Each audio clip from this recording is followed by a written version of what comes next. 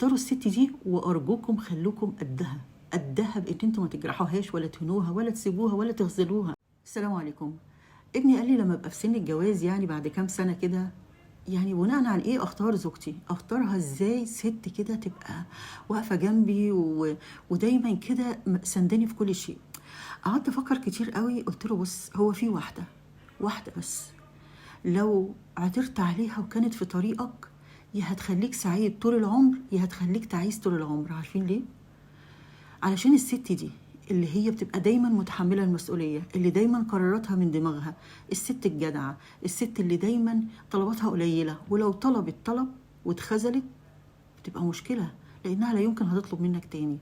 الست الجدعة دي لو ما كنتش قدها في الجدعنة وبقيت قد المسؤولية قدامها، لو حست ان انت ضعيف او ما تنفعش تبقى في حياتها، انت اللي هتتعب قوي. الست الجدعة دي لما بتيجي تحب بتحب قوي، بتكون زوجة وأم وصديقة ويمكن بنت كمان. الست دي هتلاقي الدايرة اللي حواليها من صحاب ومعارف دايرة صغيرة جدا، دايرة ضيقة، عشان هي اختارتهم بمنتهى العناية. عملت تجارب كتير جدا عليهم لحد ما عرفت وتأكدت مين اللي يستحق يكمل معاها ويبقى زيها وشبهها وما يتعبش حياتها ومين اللي لأ. وفي نفس الوقت هي طفلة من جواها، طفلة صغيرة وبريئة، طفلة كده وليها أحلام ما تتخيلش إن دي ممكن تكون أحلامها دي. بس لو جرحتها بكلمة أو بحركة أو بموقف بتسيبك وتمشي، ما عندهاش وقت للمناهدة، ما بتفرهدش نفسها كده بالكلام علشان تاخد حقها لا منك ولا من غيرك. بس لو سابتك يا ويلك، لأن مفيش حد هيقدر يملى الفراغ اللي هتسيبه عندك غيرها. الست دي قليلة جدا.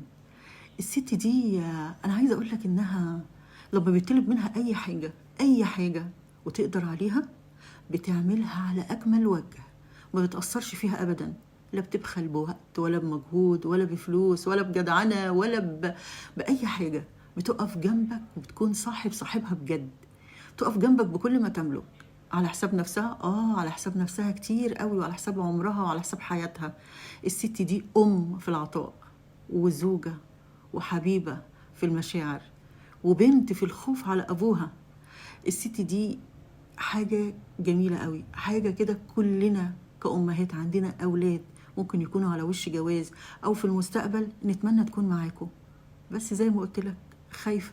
رسالتي بقى لكل الشباب اللي في سن الجواز، بجد لما تيجوا تتجوزوا اختاروا بعناية، اختاروا الست اللي تبقى بالمواصفات دي، اختاروا الست دي وأرجوكم خلوكم قدها بإن انتوا ما تجرحوهاش ولا تهنوها ولا تسيبوها ولا تغزلوها. السلام عليكم.